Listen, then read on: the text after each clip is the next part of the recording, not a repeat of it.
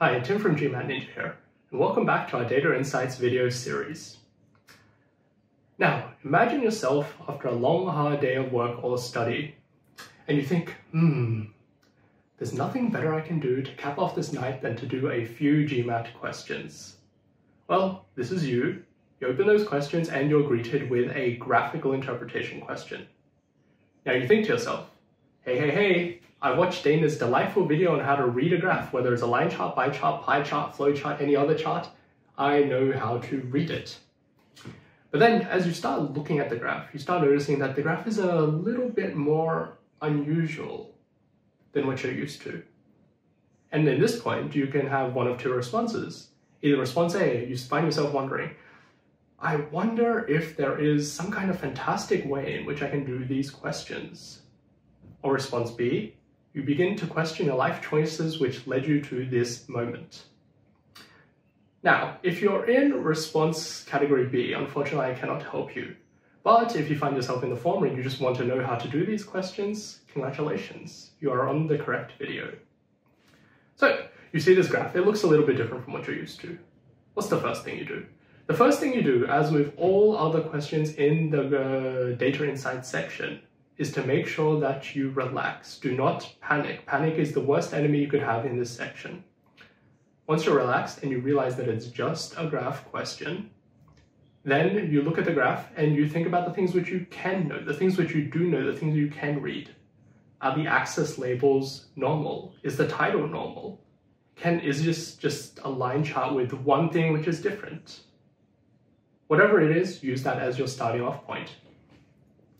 Then following this, you start identifying your enemies. What are the things which you do not understand, the funky things with the graph? And you identify each of those one by one, and then you note them down. Those are the things which we need to overcome as hurdles to do the question. Finally, and this is an optional step, but it's a last resort, if you still don't understand the graph, you can try to follow one of the points on the graph. Follow the story and see what the graph is trying to tell you. And by doing this, hopefully the graph will be more understandable and you'll be able to squeeze out the question. So I hope you're ready to have a look at some questions. I'll start you off with a relatively easy question, and I'll give you 30 seconds, 35 seconds, something like that, to have a look at the graph and the question first. Do have fun.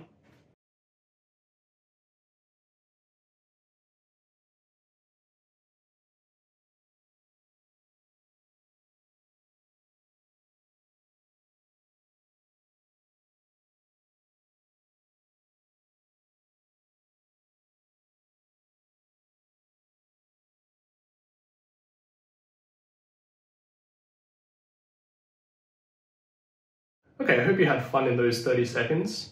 So we have a look at this graph first, and it seems to be some kind of dot chart. I mean, first we start off with things which we definitely do know. We can understand the title, it's the market size of some sort.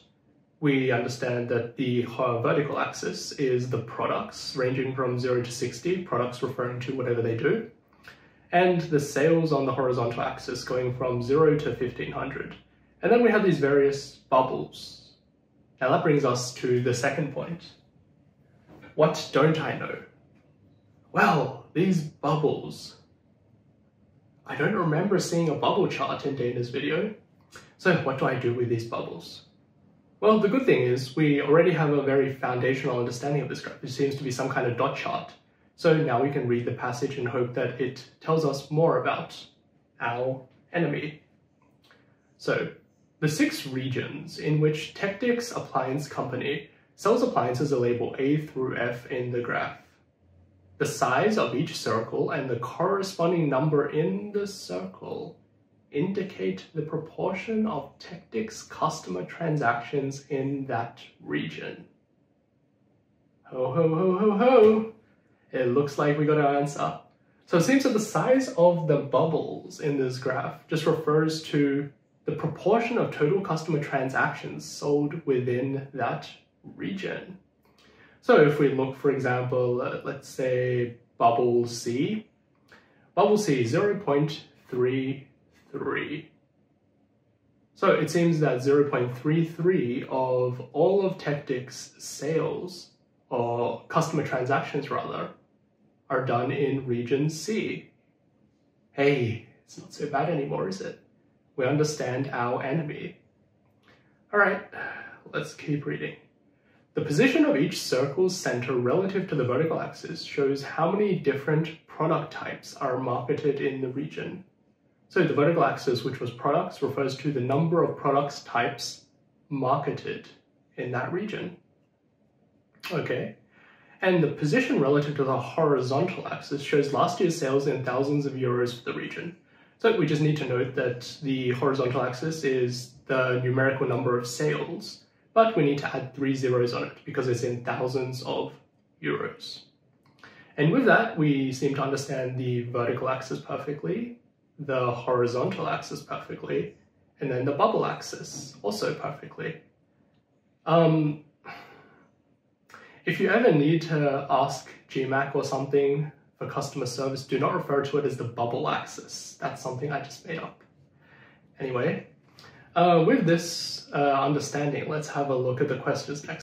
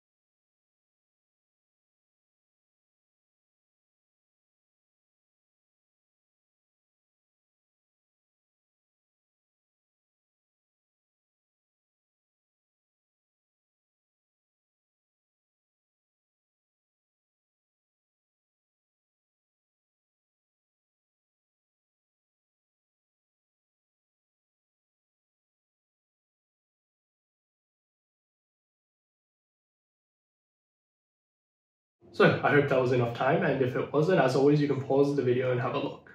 So here we go, we've got our questions. For each of the following, use the drop-down menu to create the most accurate statement on the basis of the information provided. And we've got 2 statements. Statement number 1. Among the 6 regions, the one with the most Tactics customer transactions ranks first, second, third, or fourth in the number of product types marketed there. So with this question, first of all, it seems we just need to identify the region in question. And the information we get to identify this region in question is the one with the most Tactics customer transactions.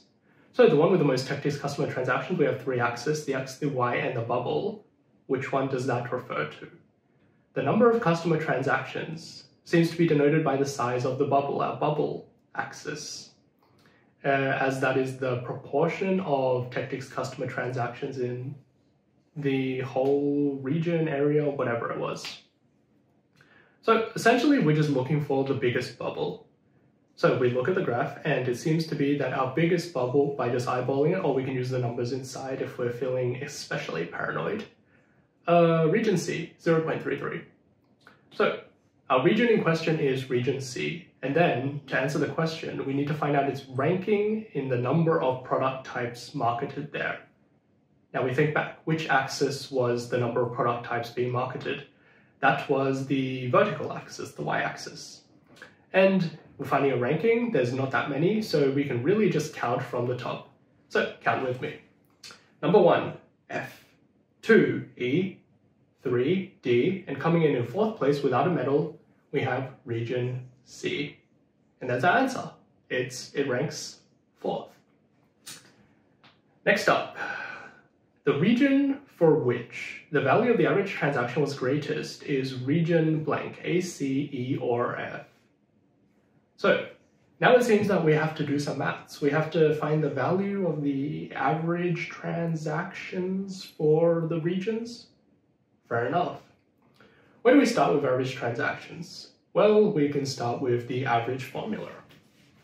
If we remember, average equals to total over the number of items, total over n. And in this case, it seems that it's the average transaction size. So for our total, it seems to be just the total dollar value or euro value in this case, value of transactions in that region, which was denoted by the horizontal axis. So horizontal axis over, we need basically the number of transactions. Now, we don't get an actual number of transactions per se, but this question very helpfully does give us a proportion of transactions. And if we have a proportion of transactions, we're able to infer from that to create a relative ranking between the regions. Fortunately, we only need to find a relative ranking. We need to find the greatest region. So that will suffice. And that was the bubble axis.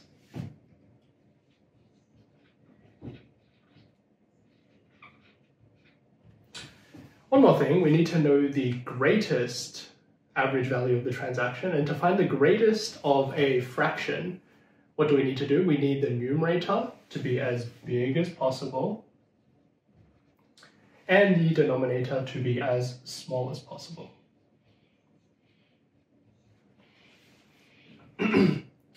So knowing that, we can have a look at A, C, E, and F rather, and compare to find which one has the greatest average transactions. Now, we can start off just A, why not? So we need the horizontal axis to be as great as possible. That means we need the bubble to be as far to the right as is possible. And we need the bubble axis to be as small as possible, which means we need the circle to be as small as possible.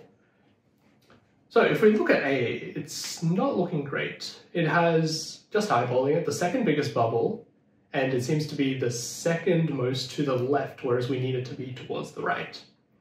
So A is probably not going to be our answer. Let's have a look at C instead. Okay, so C seems to have the same-ish bubble size, if a little bit less, but it seems to be much further along in terms of the sales. So C is already a better answer than A. Next up, let's have a look at E. Now E. Oof. If I was the CEO of Tactics Appliance Company, I would be very happy with Region E.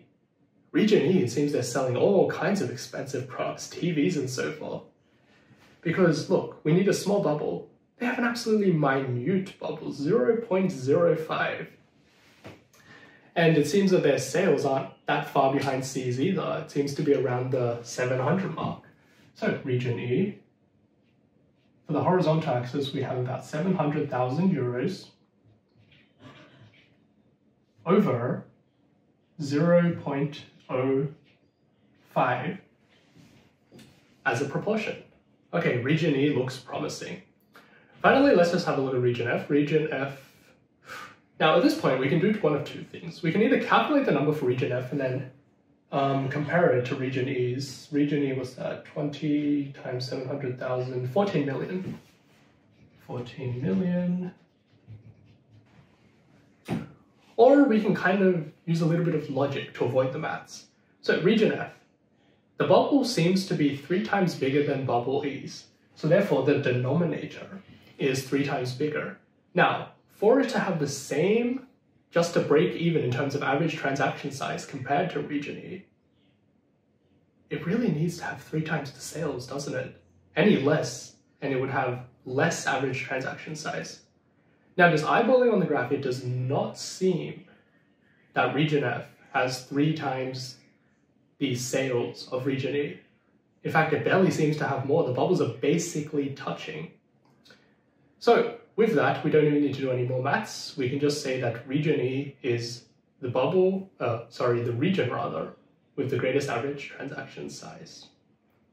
All right, that question wasn't too hard. Just the bubbles which we didn't understand. All right, let's have a look at this question, but on steroids. I'll give you another 30 seconds to have a go at this graph. Please enjoy.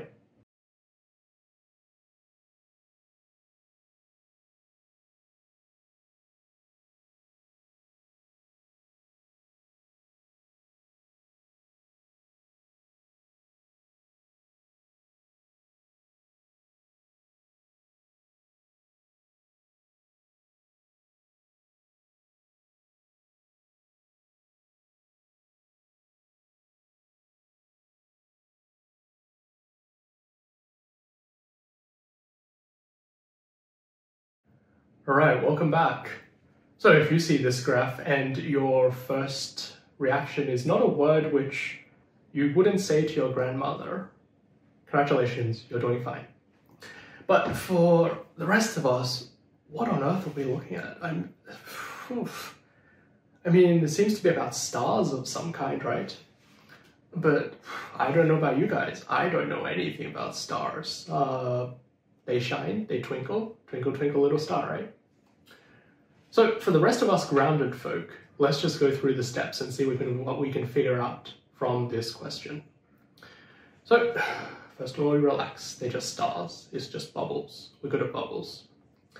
Next up, let's have a look at the things one by one. So just looking at the graph first. We look at maybe the y-axis, the vertical axis first. What is it? Luminosity, L sun. Loser sun. Seems to be my current mind state at the moment.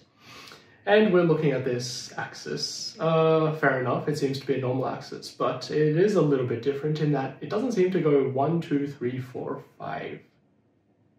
The vertical axis seems to be going in some kind of times 100 per step fashion. So we go up 1 step, it is 100 times more luminous. Okay, we'll take it. That seems like it's understandable enough. Next, let's have a look at the horizontal axis. So the horizontal axis, we should pay attention to 2 things. First of all, it again does not seem to be a linear axis. What's with stars? They just aren't linear. It seems to be temperature in Kelvin, but every time it goes from the right to the left, the temperature doubles.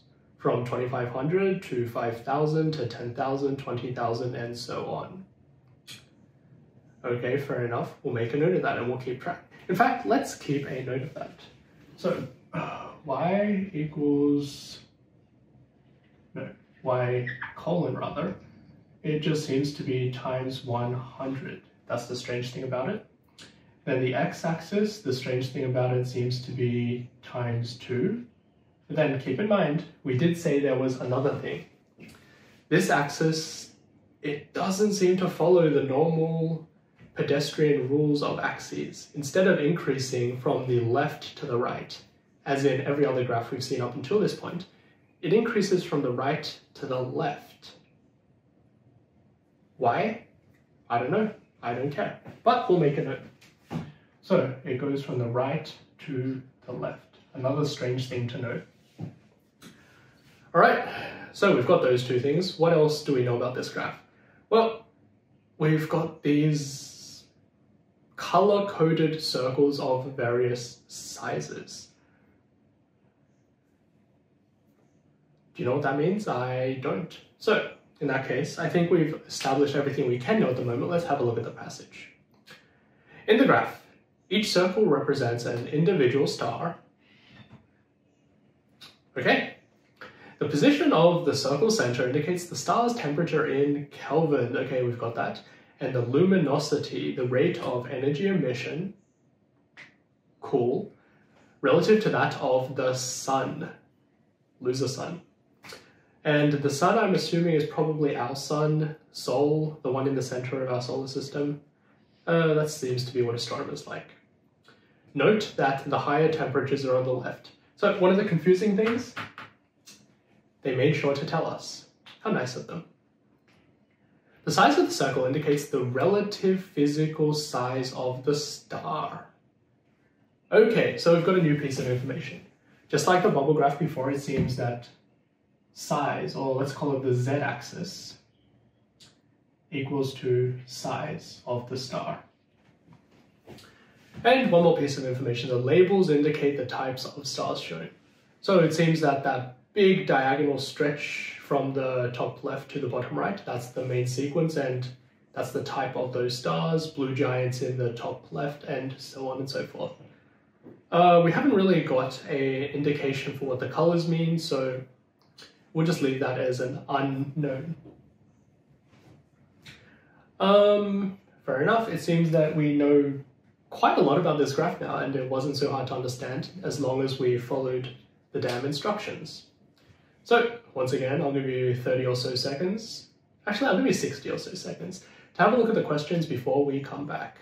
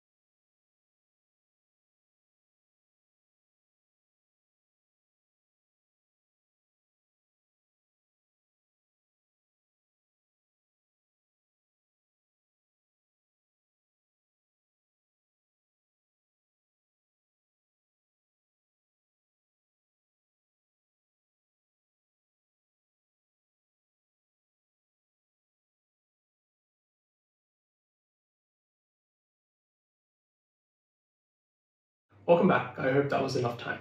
So let's read the questions. Select from each of the drop-down menus the option that creates the most accurate statement based on the information provided. Okay, seems to be the same question as like basically every other question in graphical interpretation.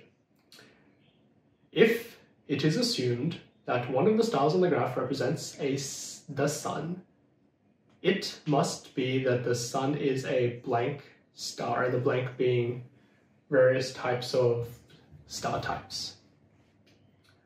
So let's run through the information we know about this graph to see if we can figure something out. Do we know the temperature of the sun? Maybe you do, but I don't. I'm not an astronomer. So it seems that the horizontal axis is not it. Do you know the size of the sun? Yeah, I do. It's about this big and it's up in the sky. Can I match that with the graph? Unfortunately not. So we don't know the size of the sun either. Okay, all that seems to be left is the vertical axis, the luminosity of the loser sun. Now, here's our question. We remember that luminosity was its size relative to the sun, right? So what's the size of the sun relative to, sorry, the luminosity of the sun relative to the luminosity of the sun? Well, it's, you know what? I'm not even going to write it on the board.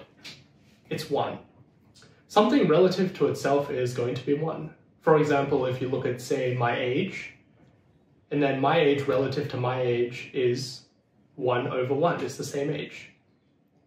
So we just got to find the luminosity, which is 1. And if we look at the graph, it seems that the only group which follows that horizontal line of the luminosity equal to 1 is the main sequence stars. Now, some of you in the back might be asking, what about the red giants? The red giants seem pretty close to that 1. How can we know for sure it's not the red giants? I mean, it's an answer choice. Well, here's where our strangeness of the graph comes into play. Keep in mind our y-axis, it's actually 100 per jump. If you go up a step in your y-axis, It goes from comfortable to absolutely blinding. You will go medically blind if you go up one step. So even though it looks relatively close on the graph, it turns out that its luminosity is actually far, far different. So hence, it seems our answer is the sun is a main sequence star. And once again, I'm going to make fun of the astronomers in our audience. I bet they're sitting there saying, I knew the sun was a main sequence star without even looking at the graph. Yeah, good for you. All right, statement number 2. I apologize to the astronomers. Statement number 2. Apart from the main sequence stars, the group of stars with the greatest range of temperature is group blank. So basically, we're looking at all the groups apart from the main sequence group. And temperature, if we remember, was the horizontal axis. Its direction doesn't seem to matter, seeing as we're looking for a range. However, if we note the other strange thing about our x-axis, the horizontal was, it increases 2 times from the right to the left rather. So visually, it seems that the red giants and the white dwarfs, they're close enough in terms of visual range. But noting the weird thing about our x-axis, it seems that the range is much greater towards the left-hand side of the graph as the graph is increasing in axis, right? So if we were to just do a quick eyeball calculation, it seems that the temperature range of the red giants, 7,500-ish, but for the white dwarfs, something maybe 20,000 Kelvin. Whew. So white dwarfs, it seems to be that, and maybe blue giants we should consider as well, as it's on that side of the graph. But as we can see, the temperature range of the blue giants is entirely encapsulated within that of the white dwarfs. So hence, the white dwarfs' range must be better. It seems to be that our answer is the white dwarfs. So, what do we get from this question? Remember at the beginning when we looked at that graph and it gave us a headache? Yeah, think to that time. Now think about now. Wasn't the graph easy to read? All we had to do was just look at it bit by bit, not get overwhelmed, understand what we knew, and then read the passage. Yeah, it turns out that these graphs aren't so annoying after all. All right, let's have a look at the next question. 30 seconds.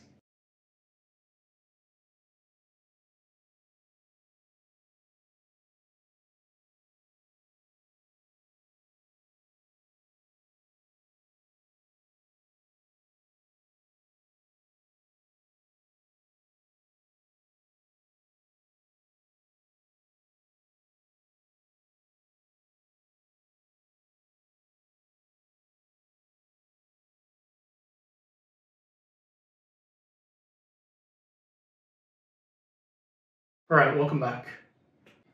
Have you ever been to the Museum of Modern Art in New York City? I have. They have a couple of paintings by a guy named Jackson Pollock. I'll put in a painting for you to see. That's what we're looking at. We're looking at a Jackson Pollock painting. What? So we've got arrows upon arrows upon arrows upon arrows upon arrows upon arrows upon arrows. Let's start with step 1. We relax. Okay, it's a graph. Nice. What's next? Let's have a look at what we do know. It's in English. That's something. Okay, we'll run with that. And we know what arrows mean. Arrows seem to point from one bubble to another, fair enough. We can read the title. It is the Corporate Strategy Map for the Maybury Utilities Commission. Interesting. We can read the things inside the bubbles. We can read the things on the side of the bubbles. Fair enough. It seems that we just need to know what the damn arrows mean, and it'll help us to elucidate what's really going on in this graph. So, let's have a read of the passage. The graph shows the Maybury Utilities Commission's corporate strategy. The oval represents changes that the Commission could institute. Nice, okay, we got one part of the puzzle. And the arrows lead to the expected effect of instituting the specific change. Yes, we've got it.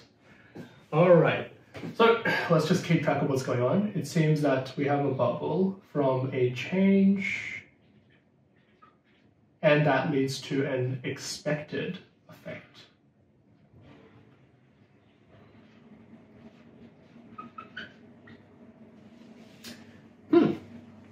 So if we were to look at an example, if we improve the knowledge of customers, I'm looking at the bottom right, that it leads to two effects: improved marketing, improved customer management processes, which then lead to more effects themselves. We'll take it. It seems this graph is understandable after all. Right, let's have a look at some questions. I'll give you 60 seconds before we come back.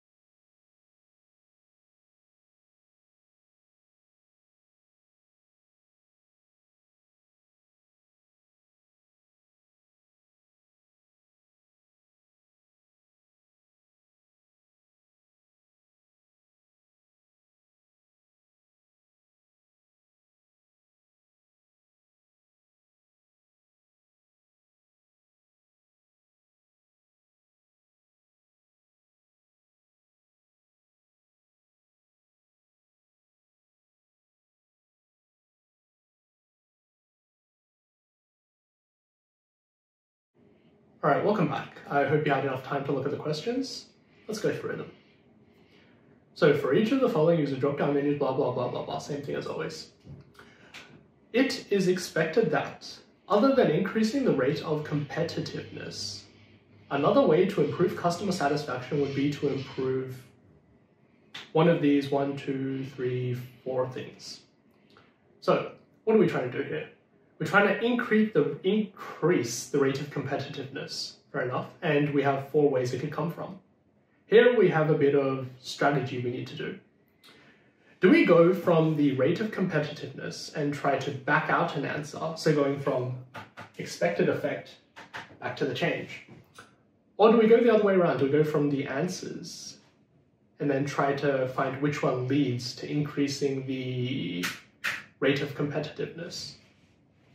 Sorry, improving customer satisfaction. The one we can't do is rate of competitiveness.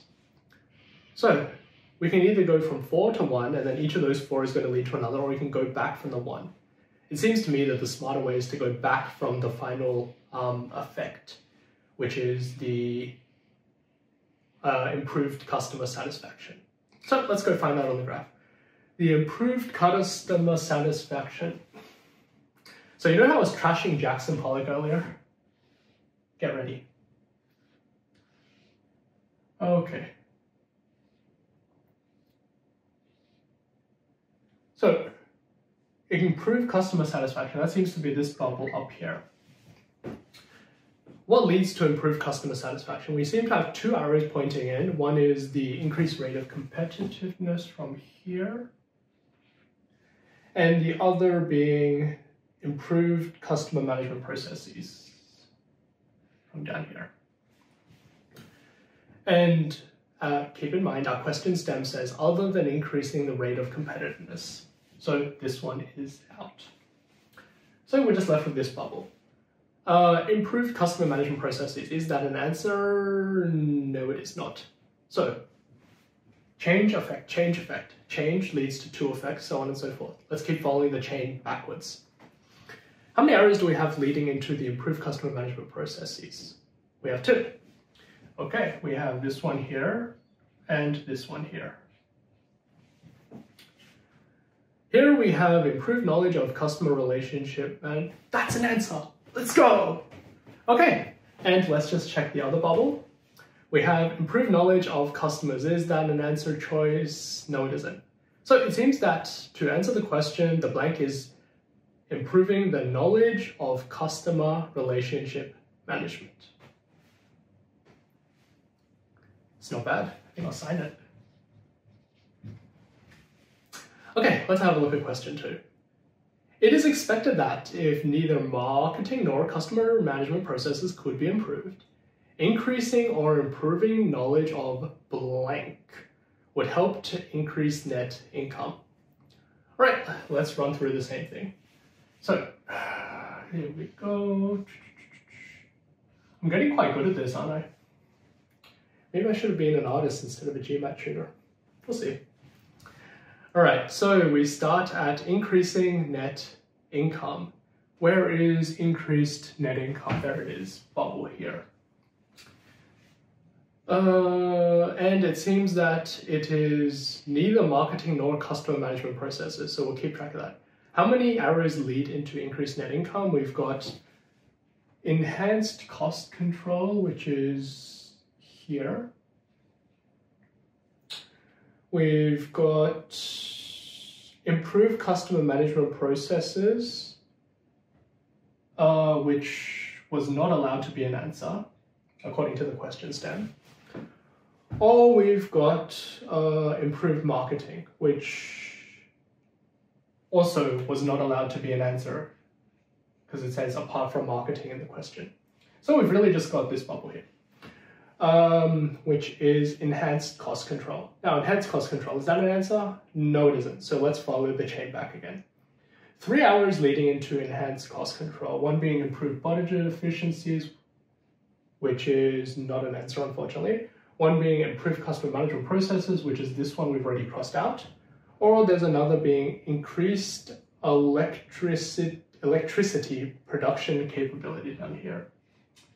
Now, there's no bubbles leading to this one, the electricity. So let's have a look at that one. Is that an answer? No, it isn't. So we have one bubble here, which is the improved budget efficiencies. That's not an answer.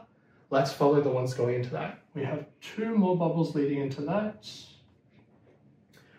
which is the first one being improved inter-department relations, not an answer. Or finally, increased knowledge of governance. That better be an answer. If it isn't, we've messed up. Hey, what do we know? Governance. Governance is our answer. So it seems that governance, or increased knowledge of governance rather, leads to improved budget efficiencies, which then leads to enhanced cost control, which increases net income. So we've got these nice graphs here. And it seems that even though when we first looked at this graph, once again, it was like, what are we looking at? We basically just follow the instructions, relax, read it, figure out what we can know.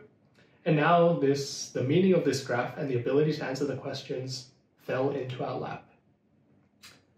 All right, let's have a look at one more question. This next question will be a little bit more mathematical, the more quant type question. And I'll give you 30 seconds before we reconvene. See you soon.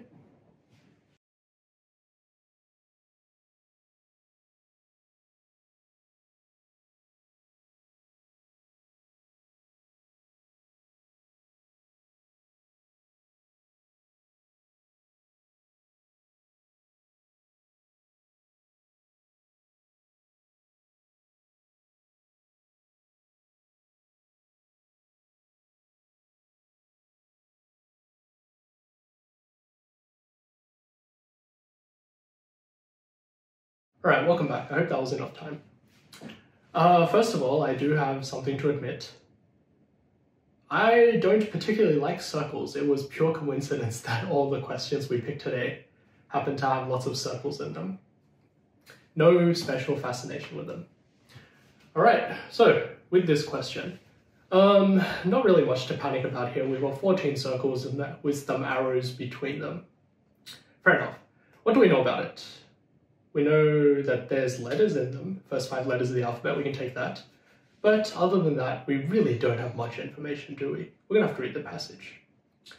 So in the diagram, 14 nodes are represented by circles. Okay, so each of these is a node, and the relationship among the nodes are indicated by the arrows. Okay, so that means some relationship, we probably could have guessed that. Each arrow points from one node, the parent node, to another node, the child node. Okay, now we're getting somewhere. We have a little bit of jargon. it seems that it goes from some parent node, arrow, to some child node. A positive numerical value is assigned to each node so that the value assigned to the parent node is exactly double the value assigned to its child node. So it seems that the parent node is double the value of the child node. If, let's say, the child node had a value of x, then the parent node would have a value of 2x. And that's an x, I promise you. That is so bad. Finally, it seems that the nodes are labeled A through E. Oh, sorry, the nodes labeled A through E are the principal nodes. All right, so we know that these ones with the letters are principal nodes, just something to keep in the back of our mind. Okay, it seems we know everything we could possibly know about this graph. Let's have a look at the questions. I'll give you 60 seconds and then we'll finish off these questions.